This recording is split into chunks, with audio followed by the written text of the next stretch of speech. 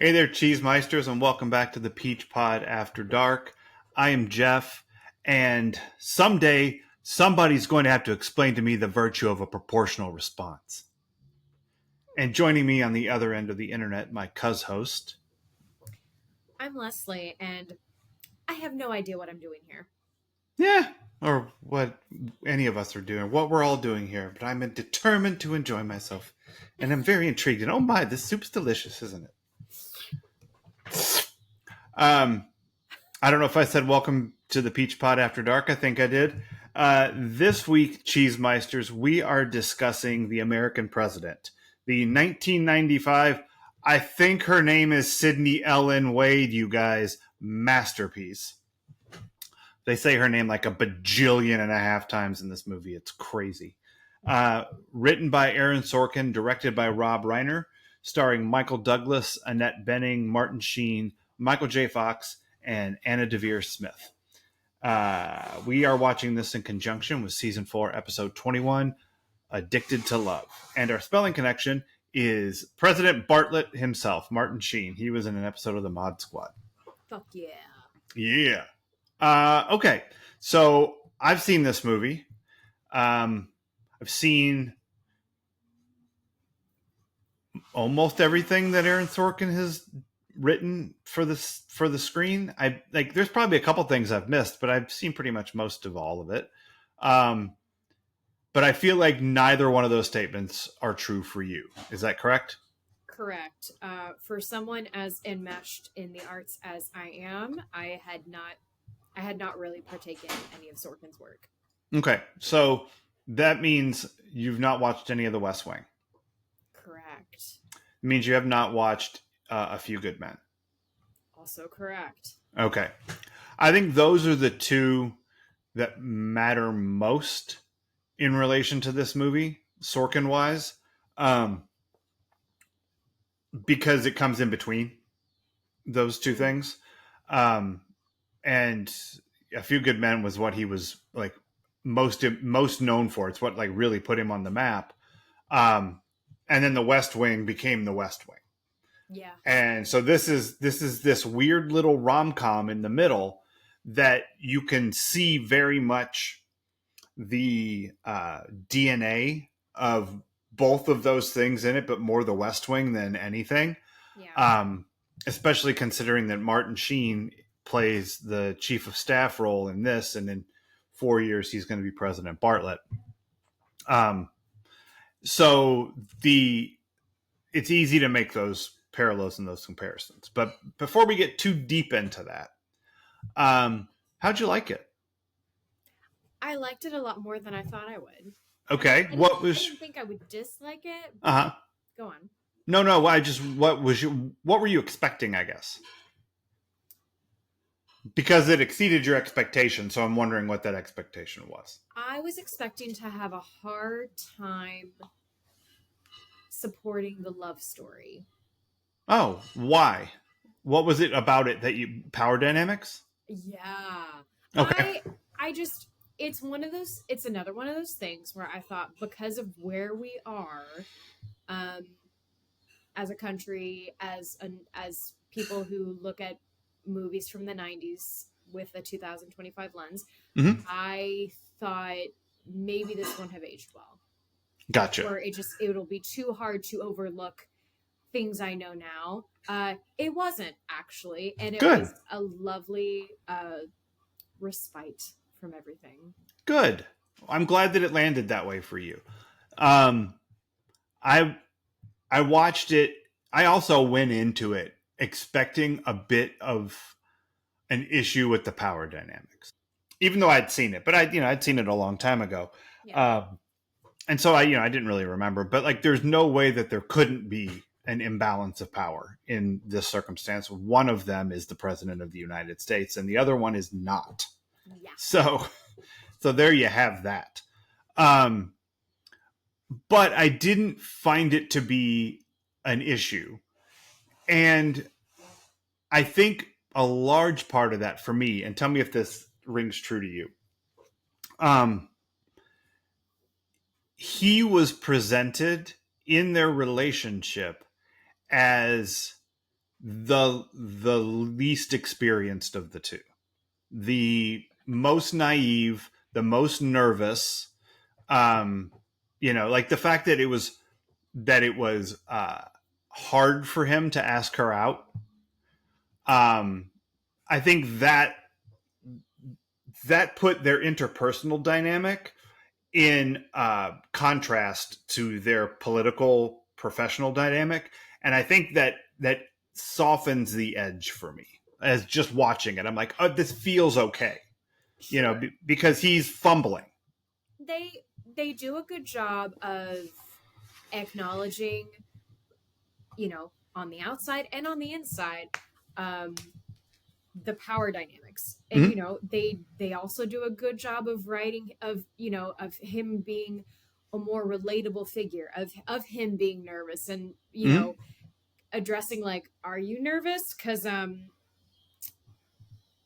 there's kind of a lot of pressure on you having sex with me because I'm the ruler of the free world. Right. Like, there are those acknowledgments, and they're all well and good, but as we say in the IC world, you can't, whatever your most powerful hat is, you can't remove.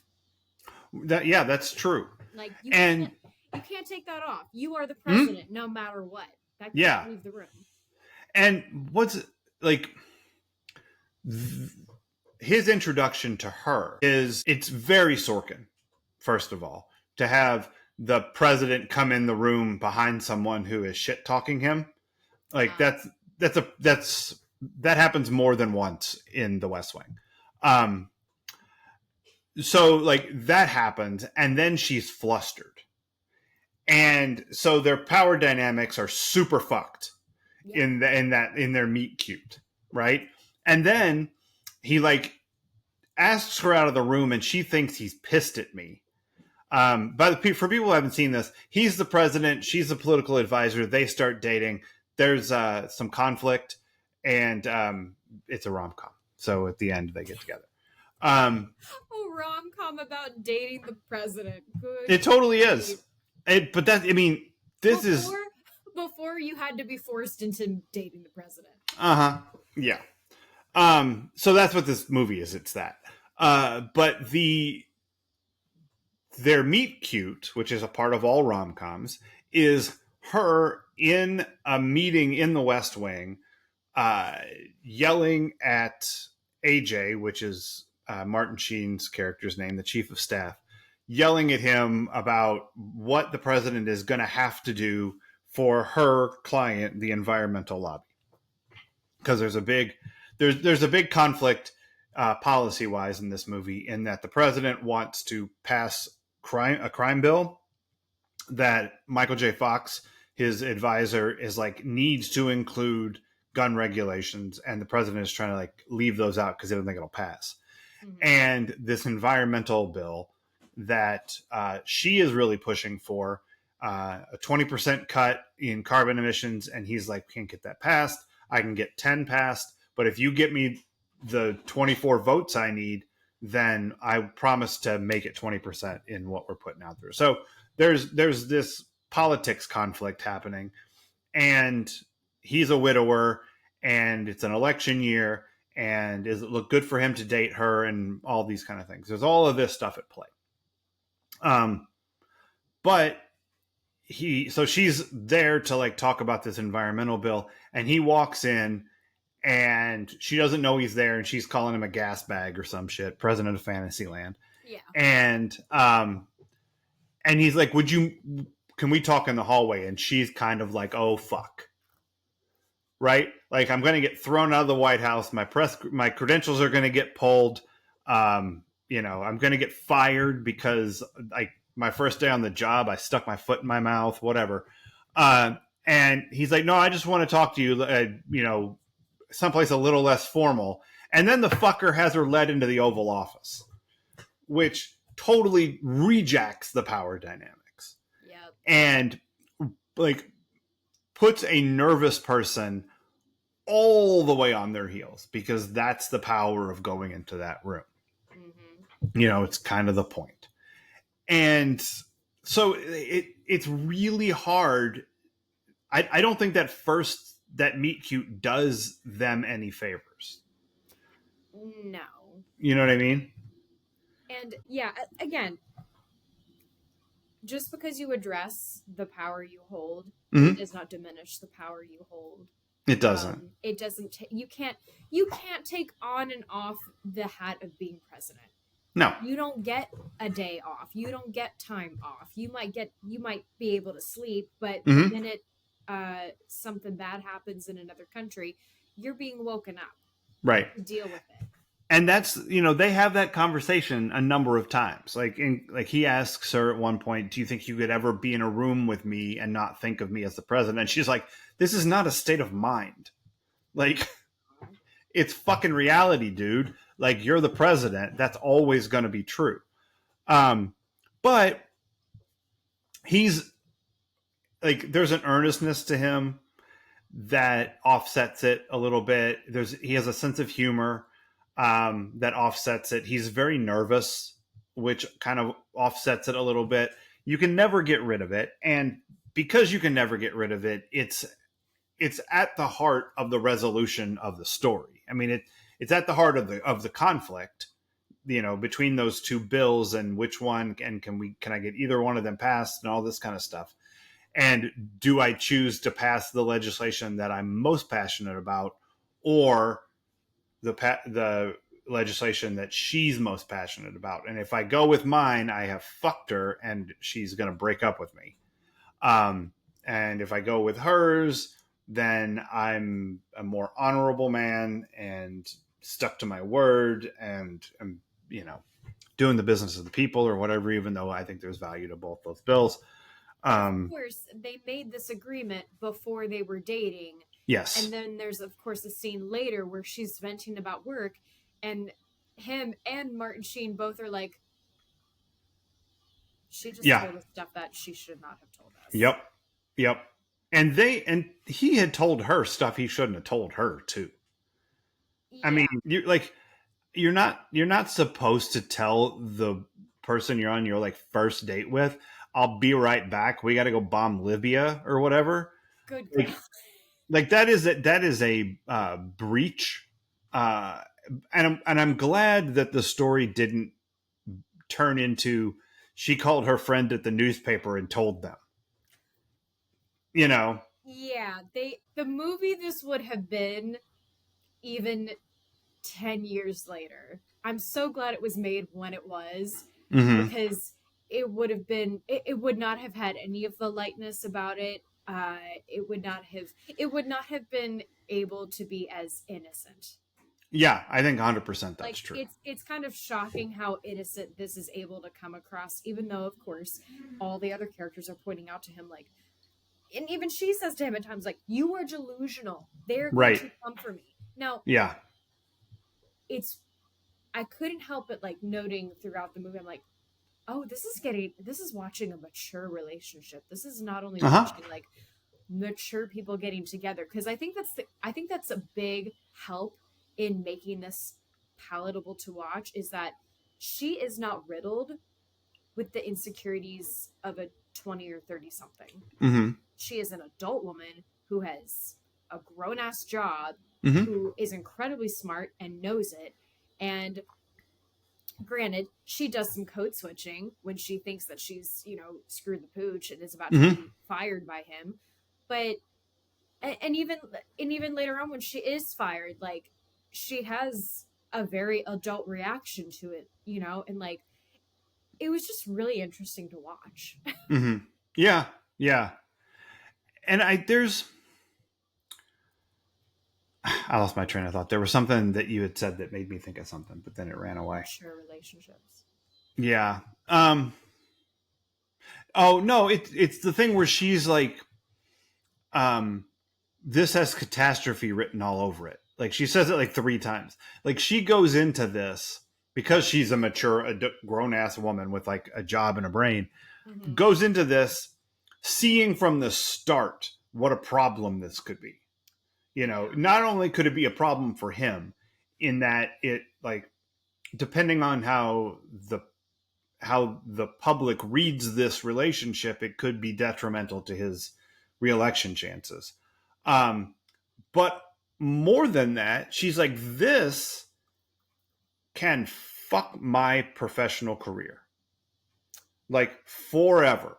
If I go in here and I don't deliver, which is what my job is, to get this legislation passed, I'm a lobbyist for God's sake.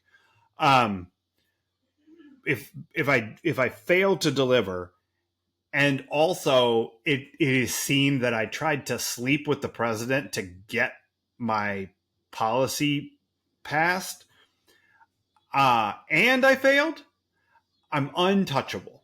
I will never work in this field again. All of my entire reputation as a person who is so good at this, I make more money than the president. That will go away if this choice to date him fucks her that way. Yeah, I was fascinated that she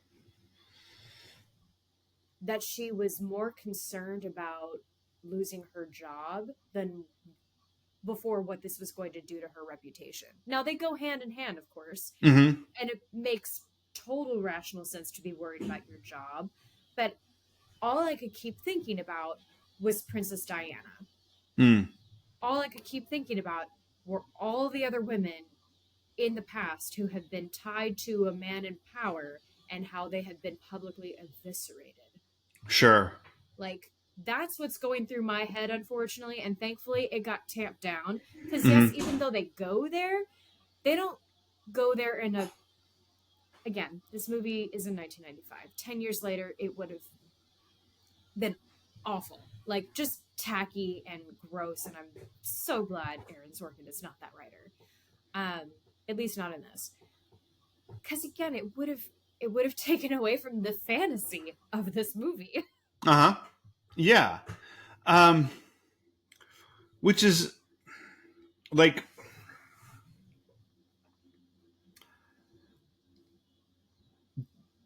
I want to talk about that, but I want to lead into it just slightly. Okay. In that, I think that there's a challenge to watching this movie that you only had a little bit. And it's that comparison kind of kills this movie.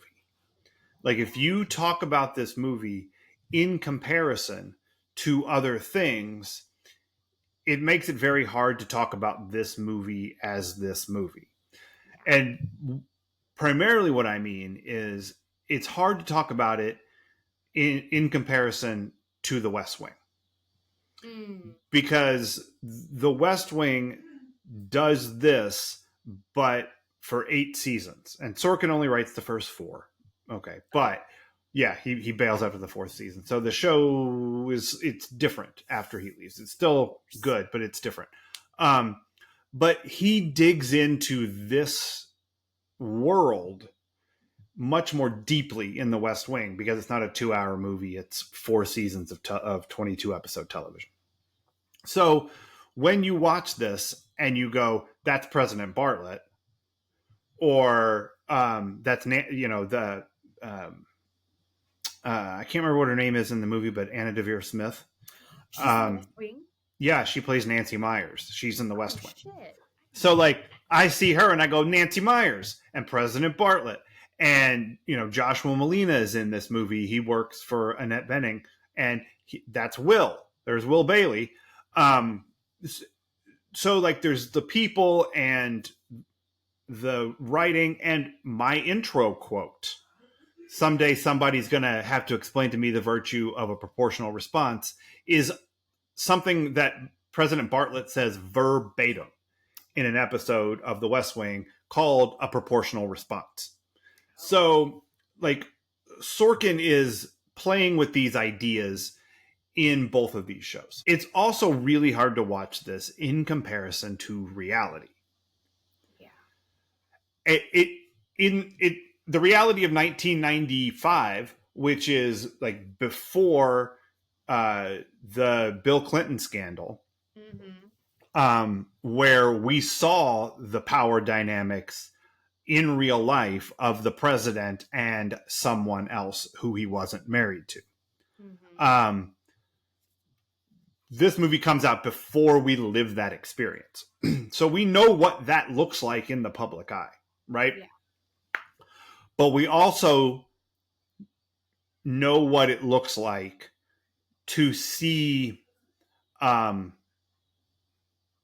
president who does not have at his core a love for democracy and a desire to do what's right for the people.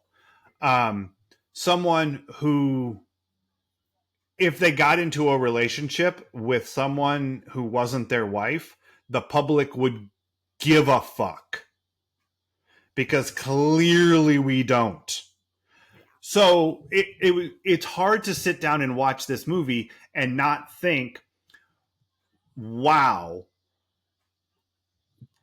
I remember what it was like to live in a world where I thought the presidency could be this, and not a world where I know the presidency can be what it is right now, which is fucked all the way. Yeah. So watching this movie and comparing it either to reality or to The West Wing really makes it hard to watch this movie. You know? And all of that is to say that I think you can do that if the way you look at this is Aaron Sorkin has a romanticized view of the United States government and the potential of America as an idea. Yes. And that's how he writes this kind of story. That's how he writes The West Wing. Flawed people who are striving to live the ideal of the American dream, the American idea, what this country was dreamt up to be. Aaron Sorkin says, let me write some fucking kick-ass dialogue to talk about it. And then I'm going to have this guy give a speech that makes you kind of feel bad about yourself because you're not a good enough American. Yeah. Right? Actually, and so I didn't feel bad about myself at all during right. The only way I could have felt bad about myself in this was like, damn, I really miss living at a time when our president was competent.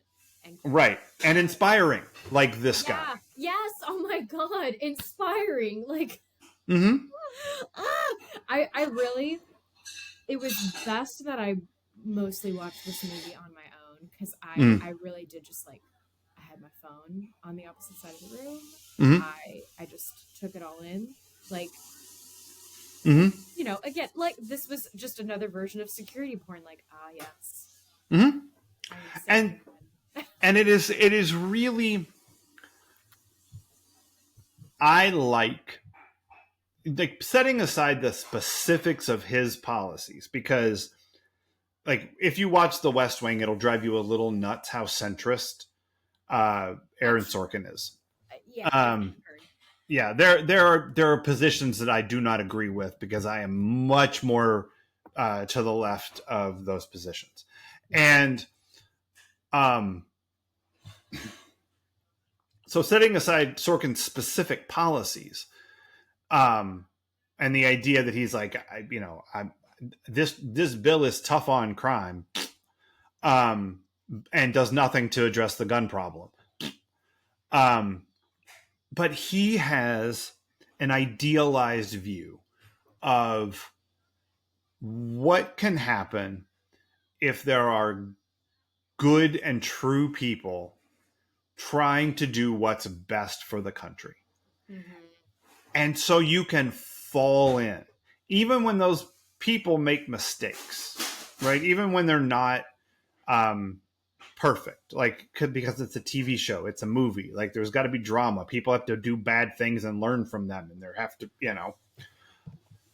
And yet, I feel like he knew. I feel like he said something very pointed about the American people in the debate. Whenever Louis Rothschild is going like, you know, people will drink sand because it's the only thing offered or something, and Shepard is like, no, they'll drink the sand because they don't know the difference. And I was like, oh yeah, I kind of hated that line because I don't think it 100% makes sense. Like, I kind of don't get it. I was struggling with it too, and it didn't make sense for Shepard to be the one saying it, because what I read it as was, Louis, the American people don't know what they want. Right. Like, yeah. They're just, and I mean, he's not entirely wrong. but it also that doesn't prove his point in any way. No. It doesn't help bolster his argument, which is why I was like, what? You're supposed to be good at this. That doesn't make any sense. It feels like when you have a good comeback and it doesn't make sense, but you're going to say it anyway because you have to have the final say. Right. You know? Double dumbass to you. Yeah. That's what it feels like to me. Yeah, but that is not a Sorkin-esque line. It doesn't feel true to him. It doesn't feel, because if you have an idealized view of what politicians can do, then you must also have an idealized view of what the citizens who elect those politicians can do, because that's how this country is supposed to work. That, yes, 100% that. But also, when two people in a Sorkin vehicle are debating a big issue, right? Whatever it is, and this, I mean, we could be talking about A Few Good Men. We could be talking about The Newsroom, which is a show that does not work particularly well to me. We could be talking about Studio 60 on the Sunset Strip, which is also a show that I don't think worked very well. Anything in the West Wing. When you have two Sorkin characters exploring an idea and coming at it with arguments, each of them presents an argument that furthers their point of view in a very intelligent way, in a way that has either soaring rhetoric or biting commentary, and each person says a thing and the next thing is even more of the thing, right? This, he's like, everybody eat sand. And like, what? That didn't even, how did that help your argument? I don't understand what you just said. Like, Sorkin's things, you understand what he's saying. I don't understand the sand thing. Yeah, I came up with a metaphor and I'm sticking to it. It's like the metaphors in the Bible. They're all a mess. Like, all the people who wrote the Bible were terrible at metaphors. Edict. I never got past Genesis, so I wouldn't know. Phil Collins or Peter Gabriel? Genesis joke. Hey. Hey. I tried. Couldn't. No, I like it. I didn't like that line. But I did really enjoy being in Sorkin's White House. Yeah. You know, where people are debating ideas and also being funny and having a walk and talk intelligently. Yeah. Oh I really enjoyed that. I also really liked the whole, we're gonna stick to the things that make a rom-com a rom-com. We're just gonna put it in front of this backdrop. And I thought that worked really, really well, in part because you had it written by someone who knows all of the the politics pieces of it, and Yes. you had it directed by the guy who directed When Harry Met Sally. Yeah. Like, that's the guy Rob Reiner knows how to make a rom-com, you guys. He also knows how to make a funny movie. And so this movie has some jokes and things. But it could have been ridiculous. Like, they could have been sneaking her in and doing, but what it did was, here's a meet cute. Now we're gonna have the funny, charming bit where he asks her out, but of course she doesn't believe it. Yes. Because ha ha, the president just called my house, ha ha ha. And they play all of those things for comedy, and also to, again, bring the balance of the relationship back. And then, he there's the thing where he like tries to get her a present, and it doesn't work because he like doesn't have a credit card or any way to like, and that's another thing that Bartlett does some stuff like that where like it's one of the greatest things ever, but he calls the Butterball hotline because there's like, it's a Thanksgiving episode, obviously, and he has very strong opinions about how you're supposed to make the turkey, and people are arguing with him, and he's like, there should be just a phone number where you call and they answer questions about how to make a turkey. And they're like, Mr. President, that's the Butterball hotline. He's like, that's a thing that exists. Like, give me the number, please. It's like he calls it's super cute when he calls the Butterball hotline. So like that's another thing that Sorkin plays with, like the things that you just can't do when you're the most powerful person in the world. Yes. But that's just standard rom-com stuff. But you put it in this package. And so it's like, oh, it's a very specific kind of play on that, and I really like it. And then you have that thing in the rom-com where they are at loggerheads. Like, they're going to break up because of a miscommunication or or like a betrayal, or the two things they care most about come into conflict with each other. It's standard rom-com stuff. Yes. And that's what they do here, only they make it a crime bill and the environment. And then they give you the Danny Zuko shit, where like, which one of them is going to change to meet the other? Standard rom-com stuff. Like, does he do the thing that crime bill, number one priority, or is he going to bend and honor his word, which, that's the right thing to do. You gave your word. And also it makes you not a shit boyfriend. And he bends. And so it brings them back together again. It's just rom-com stuff. It's great. It is. Yeah. If you watch this purely as a rom-com, it's delightful. Like, remember in Always Be My Maybe when we talked about best speeches in a rom-com? Oh, sure, yeah. This needs to be on the list because this one, that's not fair, but sure. He is standing in the press room behind the seal of the President of the United States when he gives his rom-com speech. It's awesome. It's great. Yeah. His rom-com speech was also written by Aaron Sorkin, which is also not fair. Like, I think it's totally fair. All of these people have had the privilege of having their work produced and be nominated for shit and be lauded. They're fine. No, I'm just saying, compete with Sorkin. It's tough. It's tough to compete with Sorkin's dialogue. There's like kind of no one who can do it. But here's the thing.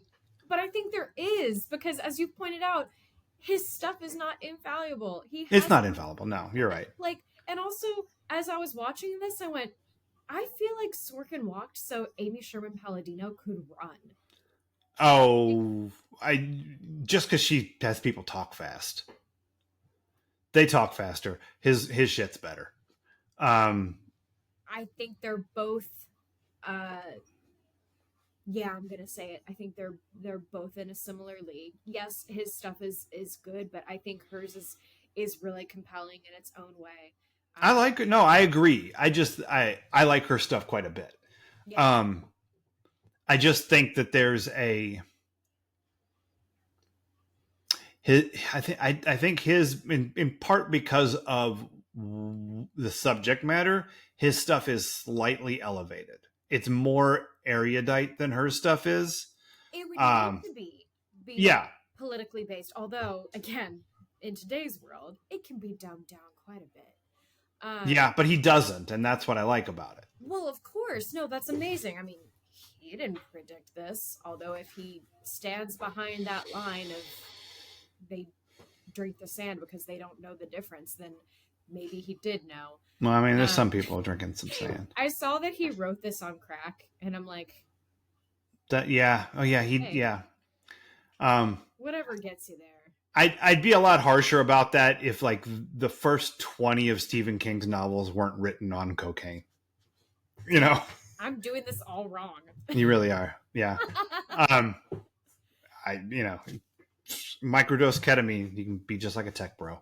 That might be safer because I never know who to go to. I lucked out that weed became legal, and then I was like, thank God, now I know where to go get it. That's right. Otherwise, it was just like, oh, I made friends at a party. There you go. Be more friends with more people. Me. I don't present it. I'm sure I've been to parties where people have had harder stuff, but I don't exactly present as someone um, who is going to be offered the harder stuff. Who's looking for the shit? I don't know why. I don't get it. Open your minds, people. That's Free right. mind. I could be a drug addict too. I could wear a hat like David Silver. Exactly. Maybe you aren't wearing your drug hat. I like orange juice. Yeah. Have you tried? Where's your meth hat? That's the problem. You're not dressed properly. I've always been wearing a beret, and that screams cigarettes more than meth. No, you gotta have the Kangol. That's Damn if it. you want meth and orange juice, that's what you got to do. Um, do you have anything else you want to talk about before going to Intimacy Corner, which is going to be hard to find in an oval room? Oh yeah. No. I feel like All right. we've touched on things. Well, let's have some adventures in intimacy then. All right. Let me look over my notes real quick. Oh, while you're doing that, I forgot to tell everybody that this was 91% on the critics score, but 77% on the popometer. Wait, it was 71% on the popometer? 77 on the popometer, 91 on the critics. So critics loved it. The people liked it. Interesting. People really liked it. 77 is good because 65 is or 60 is the floor for fresh. So, yeah, people really liked it, but the critics really liked it. I get it.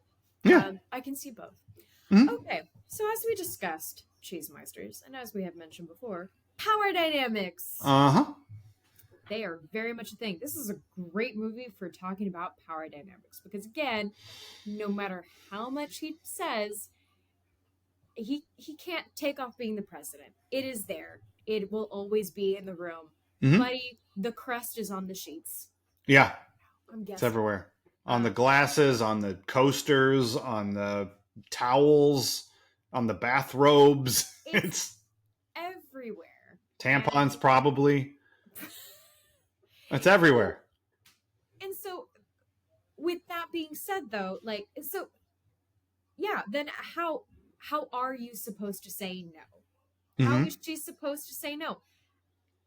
Counter to that, how is he supposed to trust her yes? Mm-hmm. Because I think he also knows deep down, no matter how much he wants to believe he can be seen as more than the president, because he knows he's more than the president, he also knows he can't remove that about himself. And maybe that's why he is itching to remove it the whole time. Yeah. You know, and he, but he also does use his power. He talks fast. He asks questions to throw her off and to like get her to think about something else other than what she's going to debate him about. And he uses charm. Like, he uses all the tactics that come with power. Hmm. And granted, he is basing off what we know in the show and not digging deeper. He is a good guy. He is a nice guy. He truly wants to get to know this woman. He is fascinated by this woman. He is healing from the loss of his wife and is wanting to move on. Unfortunately, he is in a re-election year, and it's not exactly easy for him to date. But don't worry, Mr. President, we can find a woman for you. Oh yeah, want to hook Like, her? oh God, yeah, I know. Wait. Yep. We'll just get So, someone. It's yeah, fine. power dynamics.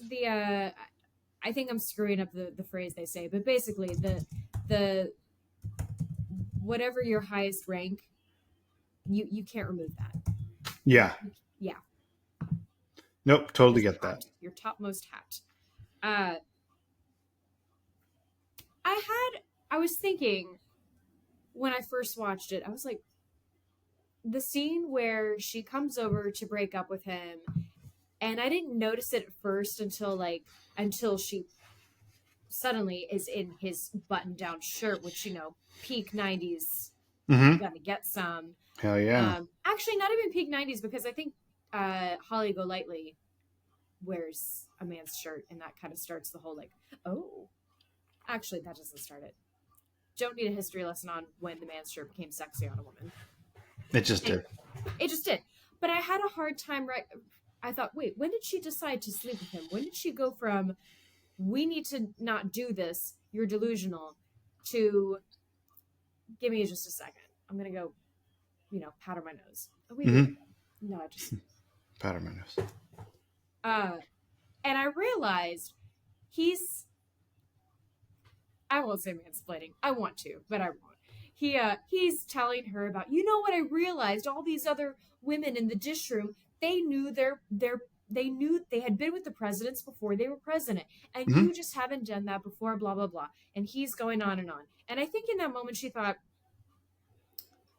no, I'm gonna take the power back. I'm gonna choose. Yeah.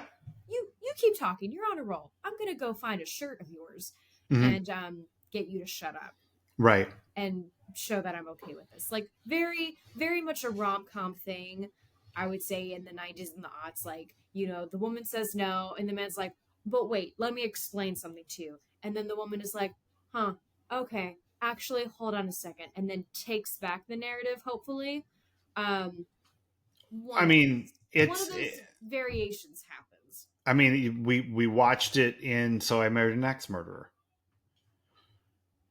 Where he's like, I just, if we start kissing on the couch, we're going to start kissing in the bedroom. And if we kiss in the bedroom, that's the part I always rush into. And I don't think we should spend the night together. And she says, I want to spend the night together. And he says, I have absolutely no problem with that. So yeah, it's the same move. It kind of feels like, I'm going to say it, it kind of feels like the guy trying to be the woman and show her like, hey, this is what you would normally be doing. I'm gonna flip it on you, and then you get to be the man, and like a reverse psychology situation. Gotcha. But yeah, so I watched it again, not the whole thing, but just that scene, and I didn't necessarily see the click in her brain, but I realized, oh, she made the decision to change her mind when he started babbling on and on about the dishes and the women, the first ladies knew their husbands before they were president. And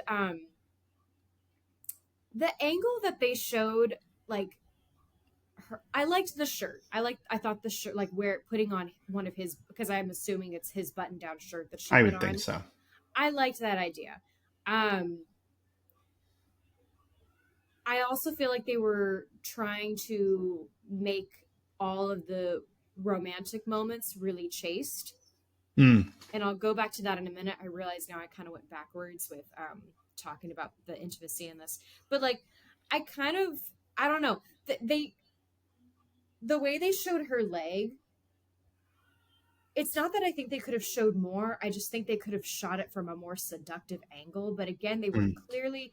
I think you can still tell this in a sweet, chaste way while still adding a seductive element to it. Like Mm. it is sexy and supposed to be sexy that she Hmm. is in his shirt. He is stunned, silent, and suddenly nervous, and it's adorable. Hmm. Like she could have had a top button also undone just a little bit, like just one, and like still not going to show anything. Hmm. Like I think they could have played up the seduction a bit more, Hmm. you know, and still told a sweet rom-com.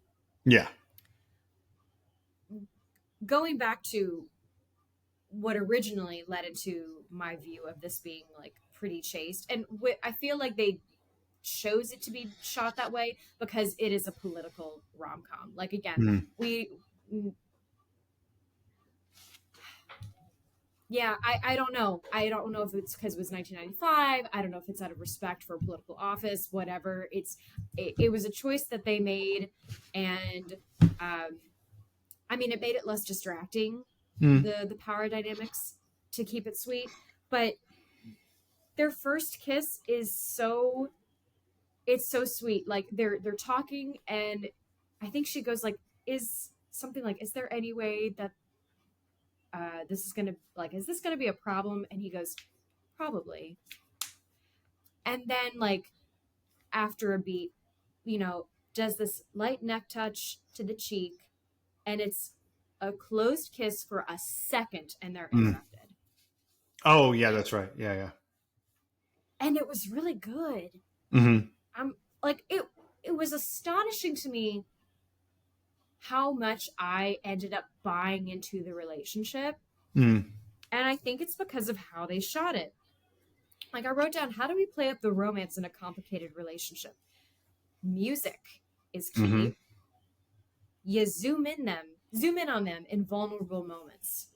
You know, Hmm. as one of them is revealing something or being open with the other, you zoom in and you come in closer. Camera angles. Hmm. You know, something about looking at them straight on. Uh, it's it's like there's nothing to hide then, which Hmm. in a movie about politics and being open, you do want to make sure you're not showing or shooting from angles that look mysterious and like you're trying to hide something. Right. Yeah. You know, this isn't All the President's Men, you Hmm. know, Exactly. quite the opposite. So it was fascinating to analyze that and look at like how they must have thought this out, because again, all of those things have to have been thought out. They Hmm. don't just happen by accident.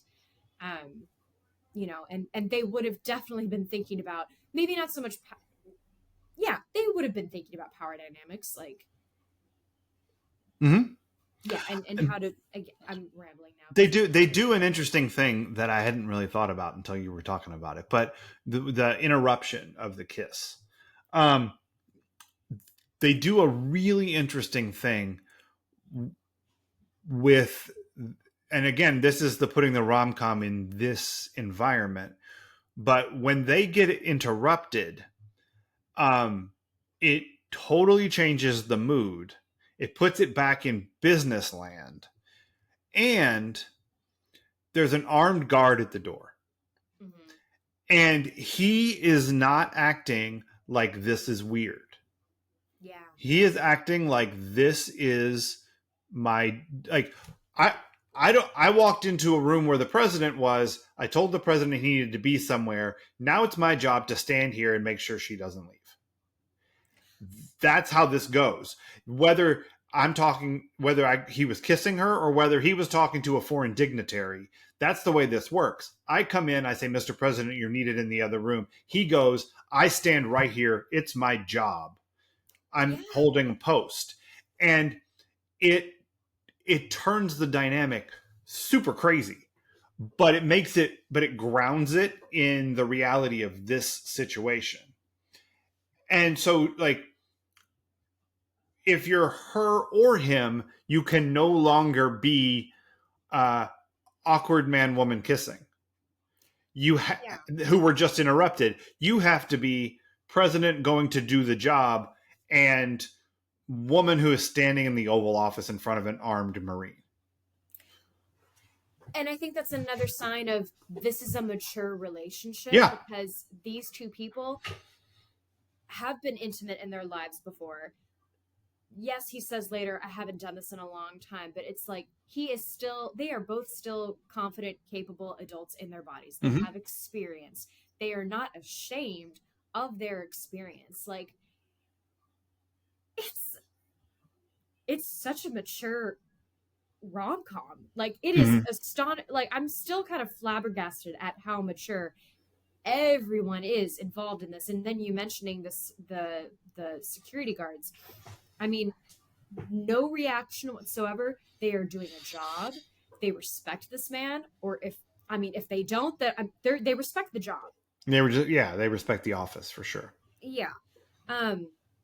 The last thing I wanted to talk about, again, another sign of this mature relationship, which I think is beautiful, and clearly we don't see. I haven't seen enough examples of that in a rom-com.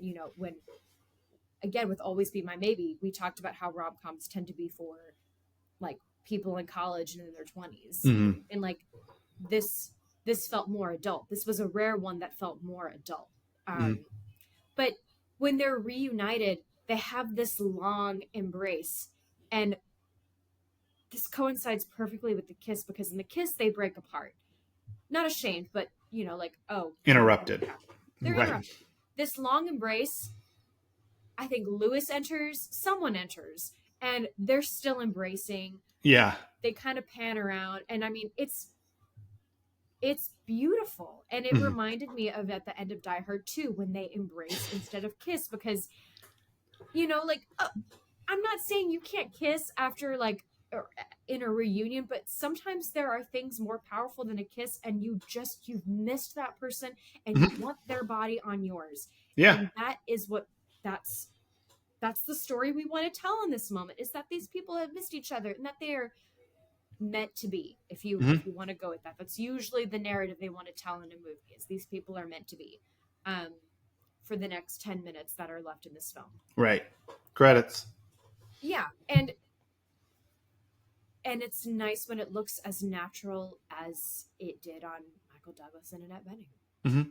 It's also nice that, like, unless I'm misremembering, the conclusion of this movie, the two of them come back together and they get a moment. And then it's back to the business of being president. Like, he gets pulled, like, someone comes in and he has to do a different thing, and his next meeting is coming. And, like, the pace of it stops for them to resolve this storyline, right? This relationship. And then it's, the minister from Guam is here, or whoever the fuck it was, Yeah. and then it's, again, not to compare, but it's the end of the first episode of The West Wing, is everyone in the office, in the Oval Office, like, briefing the president on, like, what has just been happening in this episode. And he's like, okay, what's next?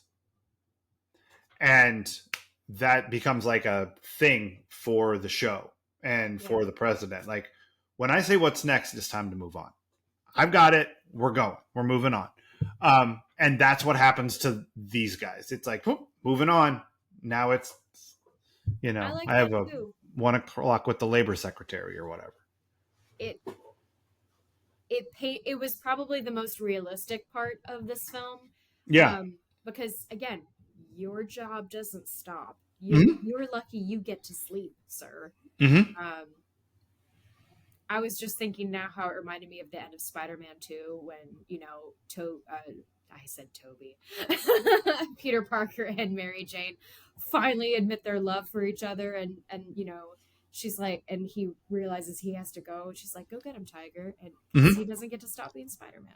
That's right. And that's also, go get him, Tiger, is like a real MJ thing to say in the comics. Is it really? 100%. Yeah, no, that's maybe the most comic true thing that happened in those Tobey Maguire movies. Like, was the Why Go did Get that 'Em break my Tiger. heart? That's And so it's just beautiful. that's MJ and Peter's relationship. So I yeah, love that. I know it's pretty great. Um, anything else for the intimacy? No, I liked it. I thought they did a good job with it. Good. Yeah. Um, I don't have a ton because there's not a lot of needle drops. There's a few Christmas carols and things like that. But the thing that musically in this movie that is so effective is the score. The score was nominated for an Oscar. Like Mark Shaman, the composer, nominated for an Oscar for this, and it's so good that W.G. Snuffy Waldron basically what took the he took this music and changed it for the West Wing. Like it feels so similar. It has the same soaring and falling, and like I can't describe the way music works this way. I don't have the terminology. But if you listen to the theme to the West Wing and you listen to the theme to this, you would think they were written by the same person. Yeah. Like I went Googling it because I was like, oh, Snuffy did this. And I'm like, he fucking didn't. That's amazing. I just assumed that he did because it sounded so similar in tone to the West Wing's music. I always hate when I don't remember the music. But that totally happened for me in The Social Network when it was nominated for best score. I went for the 3 notes. Right. Anyway, with this, I feel like I do remember one moment of because it was one of the rare moments Walter was paying attention. Just in life in general. No, to the movie. Oh, okay. He was on the fence about watching it, and he was like, "Can I play games next to you?" And I went, "Of course." Yeah. You know, and What kind of games you have in mind there, Tiger? wow, What? the Switch kind. What I vaguely remember is it had a romantic quality, but with depth that is clearly meant to convey the presidential nature within the show. And it's supposed to sound like it's being played by like a marching band that would like play the president's music. So it has that musicality to it as well. But I think it's super effective. But it really does. It feels like the West Wing, and when you finally sit down and watch the West Wing, you'll go, "Yes, it does." Like, yes, it does. All right. What else time? Is this anyone's defining role?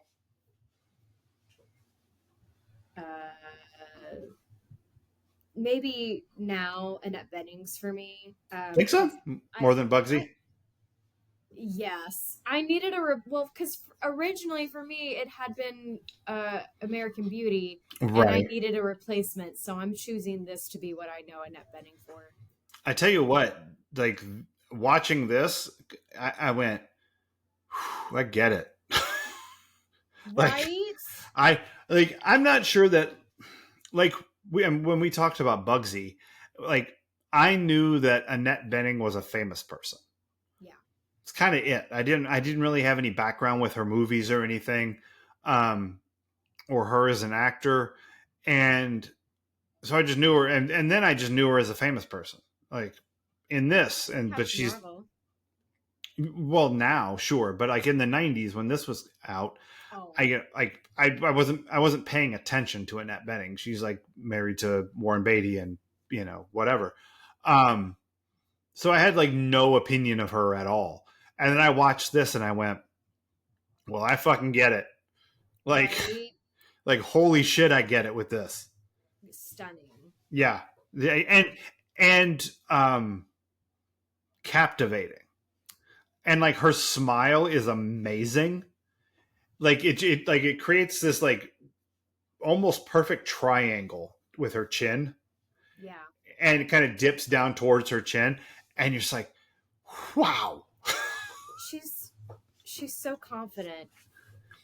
but not in an exaggerated Mhm. or forced way. Like it's just, yeah, I could study her. Mm-hmm. Go ahead. I Nobody gonna stop you. note to self: study Annette Bening. That's right. Yeah, I think I'm gonna say that this is what I now know her more for, that or Captain Marvel, um, which are worlds apart. Yeah. No, Michael J. Fox. Oh wait, yeah, Michael J. Fox. I know him more for Back to the Future. Mm-hmm. Anna Deavere Smith. I know her more for her theatrical works. Oh. Um, I know I got excited. I haven't gotten to watch her a lot live because I've mostly read her stuff. So it was exciting to be like, oh, you do this too, Mm-hmm. even though she probably started out doing that and then became a writer. Like, Yeah. yeah. And I'm trying to think of who else. You know who I never didn't mention being in this movie? Richard Dreyfuss, Oh yeah, well, who plays the Jaws, senator he's up against. Yeah, no, it's 100%. Jaws, Mr. Holland. Yep. We've watched him in so many things now, I know. but He's not great. in either one of those. Let's see, Michael Douglas. Honestly, Fatal Attraction. I think it's Probably. Mm-hmm. Yeah, no, I don't think this is it for anybody. No. You know, fucking President Bartlett's in this, and he's definitely President Bartlett. You know, so yeah, it could be Annette Bening, but it's nobody else. Everybody else has other things that are like borderline iconic. You know, Yeah. like Marty McFly is iconic. So is Alex P. Keaton, not for nothing. Like this isn't even like number 4 for the most things, like the thing that Michael J. Fox would most be well known for. I mean, Scott Howard, number 1, right? No Wolf, huh? No Wolf. My God, No part, huh? I completely No part? blocked out his name. You said Scott Howard like I knew. Of course you do. No. Lycanthropy. We like it.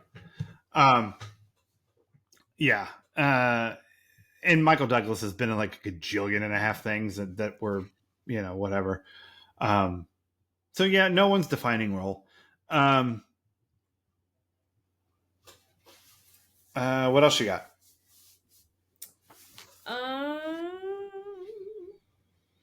I really don't have anything else. Nothing that we haven't already touched on. Nothing that isn't already obvious. Like Mm-hmm. I came into this tonight with, I'm not going to lecture about. Sure. Yeah. Just not in that mood. And I feel you. People already know or they don't know. Mm-hmm. I think my last what else is watching Sorkin makes me want to watch more Sorkin. Yes. You know, like it makes me want to sink into the rhythms of his dialogue. So like, you know, a West Wing watch, you know, it's been, I think I did my last West Wing watch during COVID. I'm really surprised I have never watched it, considering when I read Kristen Chenoweth's book, she mentioned she was on it, and I was obsessed with her and wanted to watch everything she had done. And I don't think streaming was much of a thing at the time, and I didn't think to go rent it from the library. So it was something that went over my pretty little head. And if a boyfriend didn't have me watch it, I probably didn't get to it. Yeah. Well, you got to make it to like season 7 or 8 before Kristen Chenoweth shows up. See, well, now that would have done it though. Yeah, but now you know. That's funny. So he wasn't really writing at that point in the show. No, he was gone. Oh, but they dated. Interesting. Oh, anyway. Interesting. Yeah, I don't know what the timeline of that is, but he was well gone from the show when she was on it. Got it. Yeah. I thought it was something else. Oh. Because I had thought about this earlier, both when I watched it and as we were discussing it. Do you know the movie My Date with the President's Daughter? No. Okay, that makes sense. Well, it was, I would say, the Disney Channel original movie equivalent of this for kids. Sure. That sounds amazing. I'm sure it's hey, great. I loved it. Will Friedle's in it.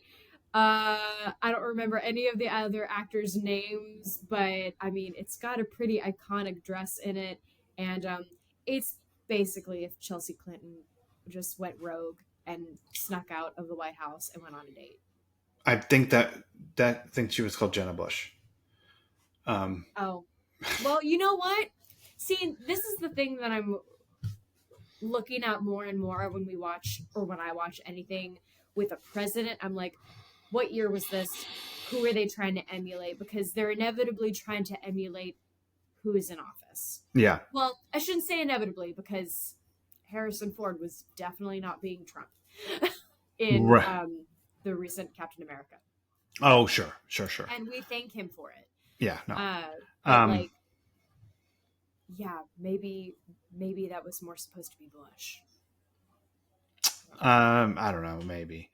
I will say I forgot to say this earlier when I said why we were watching this movie, because because it dealt with a public relationship and the press, Yes. right? Brandon and Lucinda and taking Kelly as his beard, um, that, and Josh Richland trying to find out what the scoop is and what it's going to do to public opinion of Brandon or whatever the fuck. I don't know. Except Um, Josh Richland is a hero.